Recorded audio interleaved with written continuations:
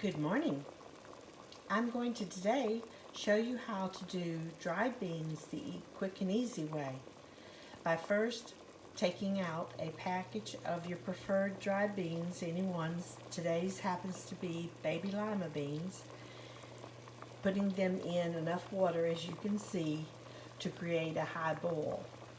This goes for about approximately 10 minutes until, as you can see, it's starting to form the broth over the top of the beans and water. At this point, once it becomes a complete cover, I will take them off the stove and in a colander remove all of this hot water. This prepares the beans for the seasoning that you'll see me do in a few minutes.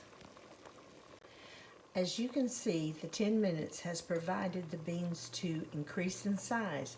They're ready to be, the blanch to be completed. I have blanched the beans and now we'll prepare them with seasonings to cook for low and slow. Here are the onions I have chipped up with the rest of the ones to be used on top of the beans.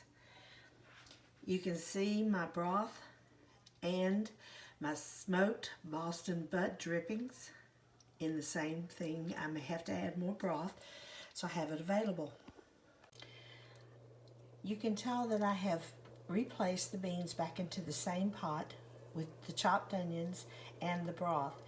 I will stir and then cut my heat as soon as it comes up to a fast boil. I will cut it down to slow, cover, and not add any seasoning since I'm using the smoked Boston butt broth, which contains salt. I'll be back in a little bit.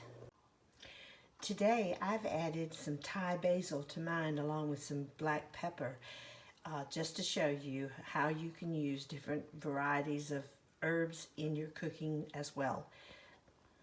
As you can see, the beans have cooked nice and smooth with luscious taste.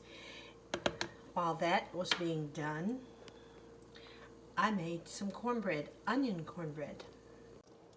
I used my cornbread recipe, which I will share at a future date, but decided to put some onions on the bottom, and maybe I should have cut it off a little sooner, but boy, has it got some yummy taste.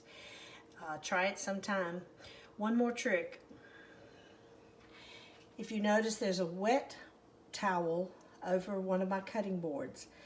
Taking anything out from the oven to stop it from sticking to the pan, if you'll use a wet towel and place the pan on top for a few minutes, and then when you flip, it's going to flip out just right.